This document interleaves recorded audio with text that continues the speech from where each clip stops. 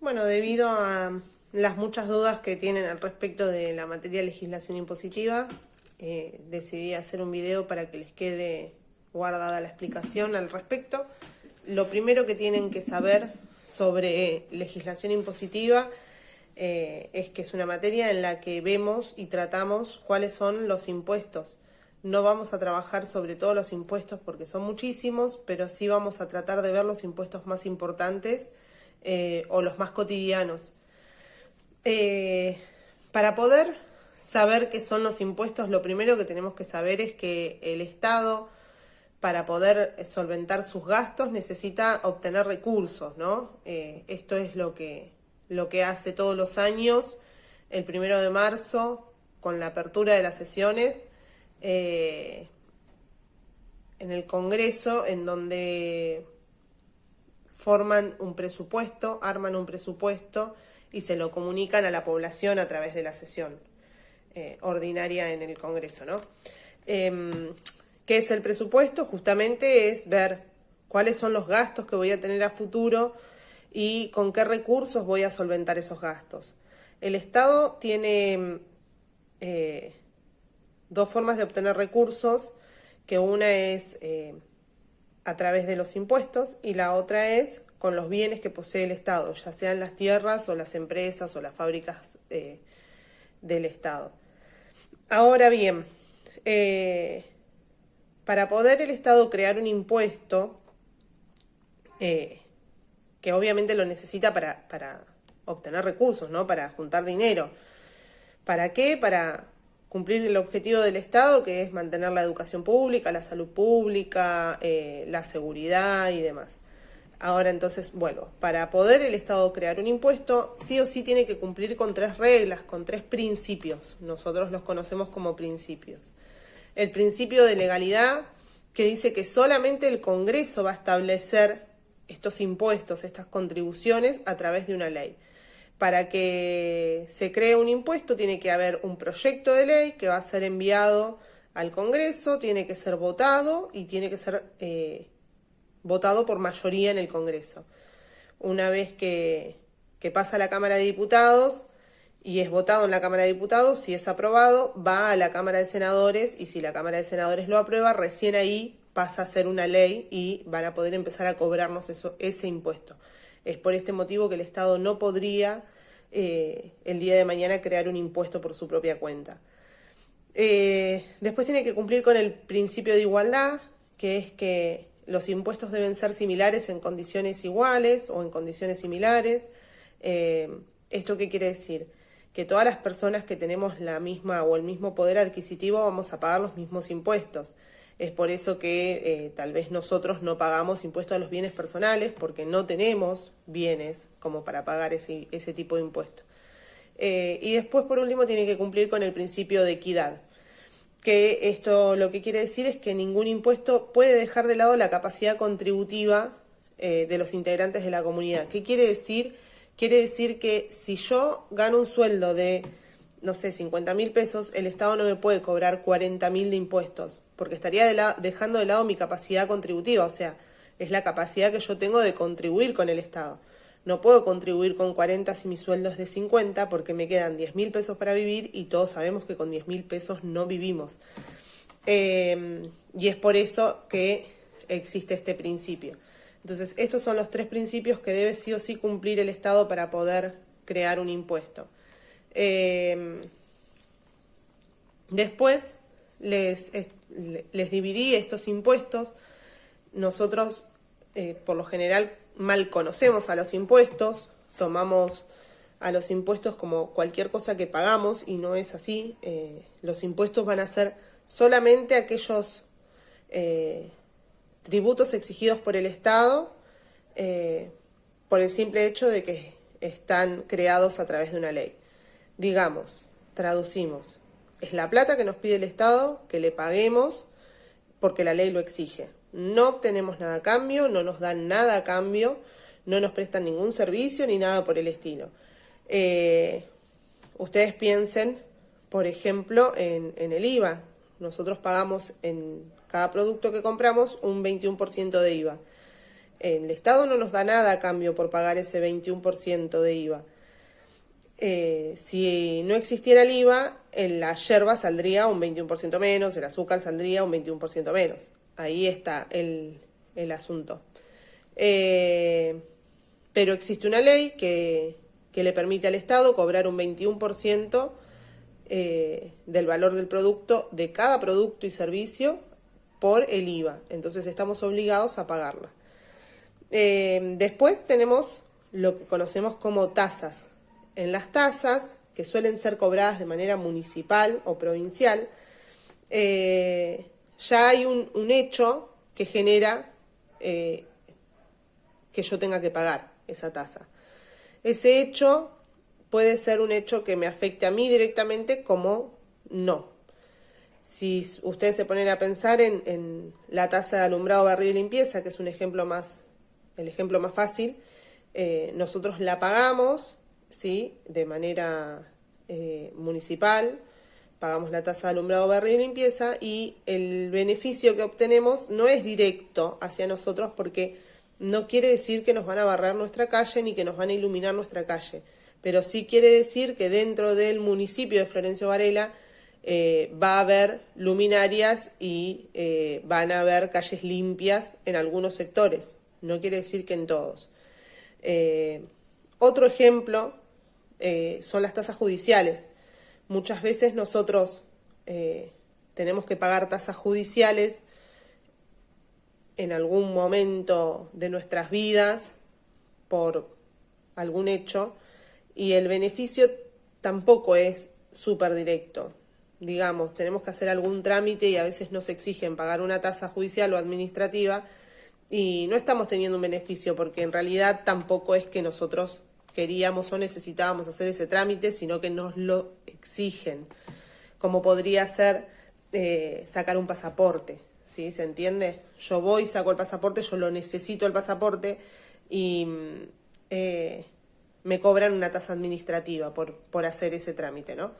Entonces, bueno, ahí estaría teniendo el beneficio de tener el pasaporte o poder utilizar el pasaporte. Y después, por último, tenemos las contribuciones especiales, que estas sí me dan un beneficio al momento de pagar esa contribución, como es, por ejemplo, la cloaca.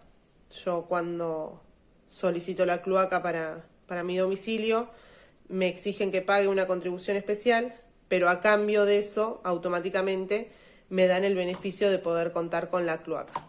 Entonces ahí tenemos lo que son los impuestos, lo que son las tasas y lo que son las contribuciones. Ahora, bien, existe una clasificación general del impuesto que dice que los impuestos pueden ser nacionales o provinciales, dependiendo de quién me lo cobre, si me lo cobra la nación o me lo cobra la provincia. Pueden ser directos o indirectos. El impuesto directo es el que no puede trasladarse, o sea, sí o sí lo tengo que pagar yo, como por ejemplo el impuesto a las ganancias o el impuesto a los bienes personales. ¿Por qué lo tengo que pagar yo? Porque yo soy la persona que tiene la cantidad de bienes como para tener que pagar impuesto a los bienes personales. En cambio, el impuesto indirecto sí se puede trasladar. ¿Trasladar en qué sentido? En el sentido de que yo le puedo dar plata a mi hijo para que vaya a comprar un paquete de yerba y mi hijo termine pagando el IVA por mí, ¿se entiende? Yo se lo traslado a él porque yo le doy el dinero a él para que pague el 21% de IVA cuando compre el paquete de yerba que le mandé a comprar, pero en realidad lo estoy pagando yo. Después tenemos los impuestos ordinarios y extraordinarios, que eso depende de para qué fueron creados. Los impuestos ordinarios son los impuestos que fueron creados para satisfacer las necesidades habituales de la población, o sea, la salud, la educación, y los impuestos extraordinarios son creados en momentos de emergencia, como puede ser no sé, si hay una luz y esa luz destruye un pueblo entero y hay que reconstruir el pueblo, lo más probable es que la provincia que fue afectada por esa luz lance un impuesto extraordinario para que se junte dinero para poder reconstruir ese pueblo. Y después tenemos los impuestos reales y los personales. Los impuestos reales van a simplemente considerar en forma exclusiva la riqueza de las personas, como es el impuesto a las ganancias, o sea, solamente lo vas a pagar si ganás más de determinada cantidad de dinero. En cambio, los impuestos personales son los que van a tener en cuenta la capacidad contributiva. Por ejemplo, en el impuesto real, yo pago un porcentaje del valor del auto por impuesto, ¿no? Entonces, si mi auto es más caro, voy a pagar más de impuesto real. Si el impuesto fuera personal, si yo tengo un auto súper caro, pero me quedé sin trabajo y no tengo cómo pagar ese impuesto, ahí estaríamos hablando de un impuesto personal. En el caso del impuesto automotor es un impuesto real, no le importa si vos te quedaste sin trabajo. Si vos tenés un auto que vale 7 millones de dólares, tenés que pagar un impuesto por el valor de 7 millones de dólares. En cambio, podría ser un impuesto personal, o sea, aquel que tiene en cuenta la capacidad contributiva, el impuesto sobre los bienes personales. Vos solamente vas a pagar impuestos a raíz de los bienes que tengas. Después tenemos impuestos internos y externos. Los internos van a ser los que sean cobrados dentro de los límites del país y los externos los que sean cobrados por entrar y salir del país, no solo como personas, sino también bienes, ¿no? Muchas veces cuando compramos cosas del exterior, estamos ingresando un bien al país y tenemos que pagar un impuesto. Ese impuesto va a ser un impuesto externo. Así que bueno, eso es lo que vimos hasta el momento. Yo no sé por qué se marearon tanto al respecto de este tema. Lo único que me queda por explicar es qué es la obligación tributaria. Yo sé que por ahí las palabras son las confusas, pero bueno, nada. La obligación tributaria está compuesta por elementos. ¿Qué es esta obligación tributaria? Es la obligación que tengo yo de cumplir con el pago de impuestos, tasas o contribuciones del Estado. Por eso se dice que existen dos sujetos, un sujeto activo y un sujeto pasivo. El sujeto activo es el que tiene derecho a cobrar, que en este caso es el Estado, en cualquiera de sus tres niveles, nacional, provincial o municipal. Y el sujeto pasivo es el que está obligado a pagar el impuesto, que en este caso somos nosotros los contribuyentes. Después, el segundo elemento es el hecho imponible. El hecho imponible es el hecho generador o el hecho que hace que yo tenga que pagar un determinado impuesto. Por ejemplo, el hecho imponible de yo tener que pagar impuestos a las ganancias es el hecho de que yo gane una determinada cantidad de dinero. El hecho imponible de que yo tenga que pagar IVA es el hecho de que yo vaya al supermercado a comprar cualquier bien. Entonces, ese es el hecho que hace que yo tenga que pagar IVA. El hecho de que yo tenga que pagar impuestos a los bienes personales es el hecho de tener una determinada cantidad de bienes personales, y así sucesivamente. La base imponible, en cambio, es el monto real sobre el cual se va a calcular esa alícuota, ¿no? Que es el siguiente. El monto real del bien que hace que yo tenga que pagar un determinado porcentaje de impuesto. Si vamos a lo que les decía recién del hecho generador, en ganancias, el hecho generador es ganar más de una determinada cantidad de dinero. La base imponible es esa determinada cantidad de dinero. Y la alícuota es el porcentaje que me van a cobrar de impuesto a las ganancias sobre esa cantidad de dinero que yo estoy ganando. Si vamos al ejemplo de bienes personales, el hecho imponible es el hecho de que yo tenga una determinada cantidad de bienes. La base imponible es el valor de los bienes que tengo y la alícuota es el porcentaje que voy a tener que pagar de impuesto a los bienes personales. Y si vamos al IVA, el hecho imponible es el hecho de que yo vaya a comprar al supermercado, la base imponible es el monto que gaste en el supermercado y la alícuota es el 21%, que ese es general para todo el mundo. Bueno, después, nada, me queda por aclarar que los organismos recaudadores, o sea, las personas que recaudan los impuestos que nosotros pagamos, son la DGI y la Dirección General de Rentas. Rentas, nosotros vamos y pagamos por lo general el impuesto automotor, el impuesto inmobiliario y demás, y después, bueno, la DGI se va a encargar de recaudar el dinero de otro tipo de impuestos como el IVA o el impuesto a las ganancias. Espero que con este video se haya entendido un poco más. Y bueno, nada, vamos a seguir trabajando de esta manera. Yo voy a seguir dando las clases virtuales, pero una vez cada tanto me voy a tomar el tiempito de filmarles un video para todos aquellos que no pudieron estar en clase o que estuvieron en clase pero se quedaron con dudas igual.